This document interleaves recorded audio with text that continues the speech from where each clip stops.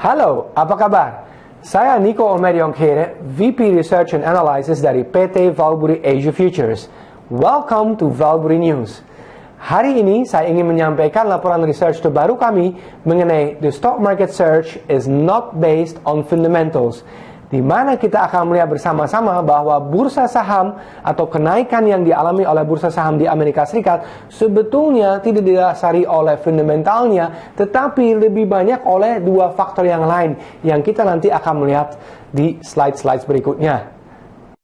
Nah, dalam beberapa slide ke depan saya akan coba membuktikan bahwa sebetulnya kenaikan di bursa saham Amerika Serikat yang kita melihat belakangan ini itu sama sekali tidak didasari oleh fundamental, namun ada faktor yang lain. Nanti saya akan membahas faktor yang lain yang mendukungnya pada saat ini.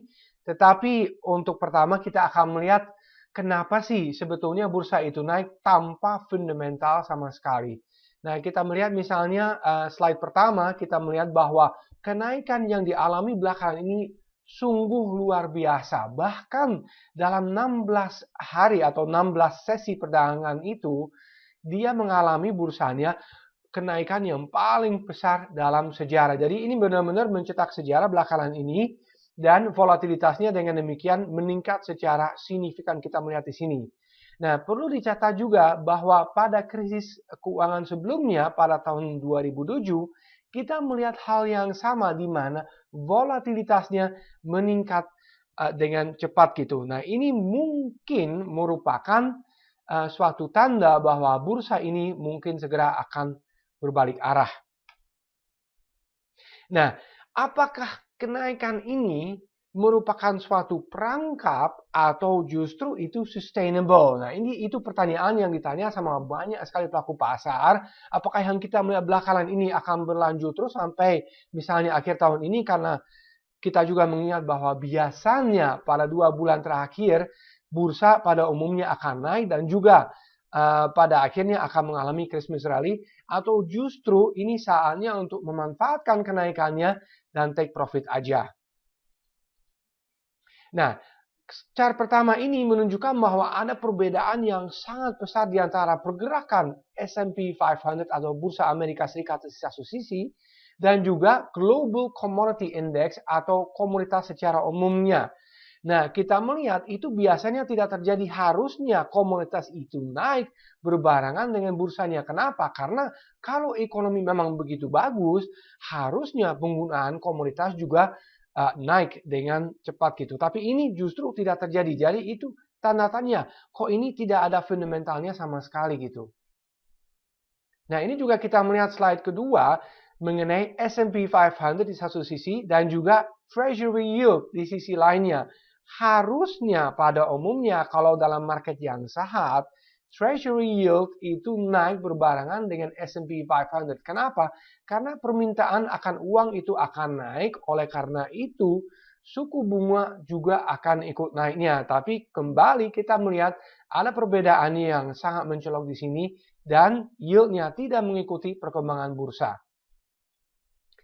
Nah, slide berikutnya menunjukkan crude oil atau harga minyak yang belakangan ini seperti kita tahu secara bersama itu turun secara terus-menerus dan sekarang sudah berada di bawah 75 US dollar per barrel. Nah, harusnya juga harga minyak itu pada umumnya itu naik berbarengan dengan S&P 500. Tetapi ini juga kita melihat tidak demikiannya. Pada awalnya 2009, 2010, 2011 masih selaras pergerakannya. Namun sejak 2012 itu tidak terjadi lagi. Jadi ini juga tanda tanya, kok penggunaan harga minyak, penggunaan minyak itu turun ya, tetapi S&P 500 masih naik. Jadi ini tidak menunjukkan perekonomian yang sangat-sangat kuat. Nah, ini juga the Smart Money Index. Smart Money itu sebetulnya apa? Itu uang yang dimiliki sama investor yang sangat-sangat canggih dan mereka biasanya pada umumnya itu akan benar arahnya gitu. Mereka biasanya akan beli sebelum orang lain dan mereka juga akan jual sebelum orang lain. Artinya kalau misalnya kita melihat di sini 2008-2009 mereka mulai beli sebelum bursa mencapai lembahnya di sini gitu. Nah, sekarang pun mereka udah mulai jual dari jauh hari, bahkan sejak 2013 kalau kita melihat di sini mereka sudah mulai menjual atau take profitnya. Nah, ini juga suatu tanda menurut saya bahwa sebetulnya kenaikan ini yang dialami oleh bursa dalam bentuknya S&P 500 itu cenderung, itu tanda kutipnya, semu. Nah, chart berikutnya juga sangat-sangat penting dan ini punya artinya yang sangat-sangat penting. Kita melihat misalnya S&P 500 di satu sisi dan ini jumlah saham yang berada di atas moving average 200 hari mereka. Dan harusnya kalau misalnya bursa itu naik, jumlah saham yang berada di atas moving average 200 hari mereka itu juga ikut naik. Namun kita melihat ada yang sangat menarik di sini, di mana kita punya puncak nomor 1, nomor 2, dan nomor 3 pada saat ini. Namun puncaknya dari jumlah saham yang berada di atas moving average 200 hari mereka, itu justru turun. Kita melihat di sini nomor 1, nomor 2 lebih rendah dari nomor 1, dan nomor 3 pada saat ini juga lebih rendah daripada nomor 2. Nah, ini juga menunjukkan bahwa sebetulnya secara internal bursa itu tidak begitu kuat, walaupun kita melihat kenaikannya di sini. Nah, ini juga menarik kita melihat misalnya S&P 500 di atasnya, dan kita melihat high yield bond price. Nah, bond price dari high yield bonds itu harusnya biasanya ikut naik dengan S&P 500. Kenapa? Karena ini high yields itu cenderung spekulatif atau perusahaan-perusahaan yang mencari utang dengan suku bunga yang tingginya. Nah, biasanya ini akan naik. Kenapa? Karena menunjukkan bahwa itu ada risk on di pasarnya atau orang cenderung mau mengambil risikonya gitu. Nah, sekarang belakangan ini 2012 hingga sekarang kita melihat bahwa orang cenderung risk averse atau tidak mau mengambil terlalu banyak risiko ketimbang misalnya saham yang cenderung masih naik secara terus-menerus. Nah, ini juga kita melihat misalnya di satu sisi kita ada S&P 500, namun kita ada estimasi atau perkiraan pertumbuhan ekonomi di Amerika Serikat yang cenderung turun pada saat yang sama di mana bursa itu masih naik. Jadi ini juga ada perbedaan yang sangat-sangat mencolok dan seharusnya tidak demikian. Kalau misalnya bursa naik, harusnya ekonomi itu cenderung kuat, bukan melemah seperti belakangan ini.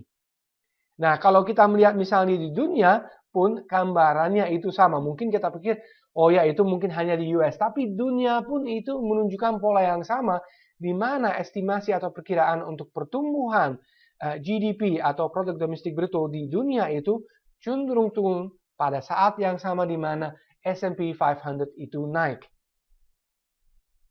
Lalu kita melihat juga mortgage applications atau permintaan untuk KPR itu seharusnya itu cenderung kuat kalau ekonomi memang membaik. Namun kita melihat pada saat ini suku bunga sudah rendah, tetapi tetap saja permintaan untuk KPR itu tidak naik. Ini juga menunjukkan perbedaan yang sangat-sangat besar di antara S&P 500 dan permintaan KPR. Ini juga bukan gambaran yang sehat di mana kita melihat ekonomi bertumbuh dengan baik. Lalu kita melihat juga harusnya kalau S&P 500 naik, ekonomi itu membaik dan jumlah orang yang mendapatkan pekerjaan seperti garis merah di sini harusnya itu naik dengan cepatnya. Namun kita melihat dia cenderung sideways dan bergerak di bawah di sini aja dari tahun 2010 hingga 2014. Jadi ini juga menunjukkan bahwa ekonomi tidak begitu kuat. Karena kalau misalnya memang begitu kuat, seharusnya orang yang dapat pekerjaan itu harus jauh lebih dibandingkan sekarang. Lalu apa sebetulnya yang mendorong bursa itu naik? Kalau kita melihat itu jelas-jelas yang menaikkan bursa belakangan ini sejak krisis keuangannya 2008-2009 adalah ekspansi dalam neraca bank sentral di Amerika Serikat. Itu saja sebetulnya yang mendorong bursa belakangan ini, dan kita melihat korelasi misalnya di antara ekspansi neraca Bank Sentral dan juga S&P 500 itu sangat-sangat erat dan bahkan lebih dari 90%. Jadi faktor utama yang mendorong kenaikan bursa ini adalah stimulus yang diberikan sama the Fed dalam bentuk quantitative easing. Nah, kita melihat juga financial engineering juga merupakan faktor yang sangat penting. Kenapa demikian? Karena kalau kita melihat perusahaan punya cash, dia bisa menggunakan untuk beberapa hal. Nah, pertama misalnya dia bisa menggunakan untuk melakukan buyback saham atau membeli kembali sahamnya sendiri, supaya jumlah saham yang beredar di bursa itu turun, dan EPS atau pendapatan per saham dengan sendiri itu akan naik. Lalu juga bisa capex atau belanja modal untuk misalnya ekspansi pabriknya atau membuat produk baru atau jasa baru dan sebagainya. Dan juga bisa untuk memberikan dividen secara langsung kepada investor. Nah, ternyata kita melihat bahwa saham-saham atau perusahaan-perusahaan yang melakukan buyback itu meningkat paling banyak ketimbang misalnya perusahaan yang menggunakan cash-nya untuk capex atau memberikan dividennya. Nah, dua contoh ini, Intel misalnya dan juga Caterpillar, dua saham yang sangat-sangat besar, kita melihat bahwa buyback mereka itu sangat-sangat banyak gitu. Bahkan misalnya Intel melakukan buyback itu lebih dari 4 miliar. Misalnya kalau kita melihat di sini gitu, dalam suatu kuartal itu luar biasa banyaknya. Kalau misalnya dikonversi ke rupiah itu hampir mencapai 50 triliun dalam suatu kuartal aja misalnya. Nah, ini juga kalau kita melihat misalnya Caterpillar, dia menggunakan cash-nya jauh lebih banyak misalnya untuk melakukan buyback batang merah di sini ketimbang misalnya untuk investasi dalam perusahaannya sendiri dalam bentang hijau di sini gitu. Nah, ada konsekuensi juga misalnya untuk kedepannya kalau kita tidak investasi ke dalam perusahaan kita, harusnya pendapatan perusahaan juga sebetulnya turun. Jadi cash ini sebetulnya dibuang-buang saja menurut saya gitu, ketimbang misalnya digunakan untuk hal-hal yang produktif yang juga akan punya hubungan dengan operasional perusahaan gitu.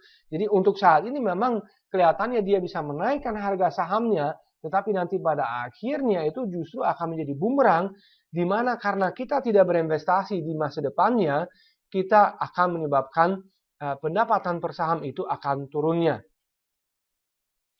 Nah, buktinya lagi bahwa sebetulnya bursa tidak naik karena pendapatan saham itu naik, yang ditunjukkan oleh garis biru di sini. Sekali lagi, saham naik memang di bursa kita melihat S&P 500 ini garis hijau, namun kita melihat pendapatan per saham ini turun secara terus-menerus. Jadi ada perbedaan juga sangat mencolok di antara kenaikan harga saham dan pendapatan per saham itu sendiri.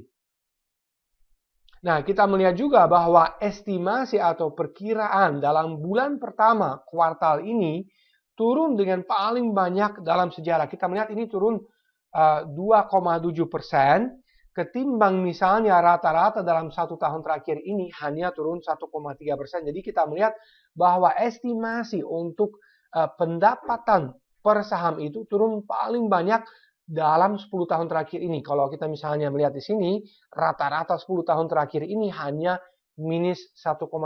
Jadi sekali lagi, ini turun minus 2,7%. Jadi ini juga menunjukkan bahwa sebetulnya bursa sekarang yang naik itu berada di ambang pembalikannya. Karena kalau ke depan misalnya pendapatan per saham ini turun secara signifikan, harusnya itu juga harga saham mengikutinya.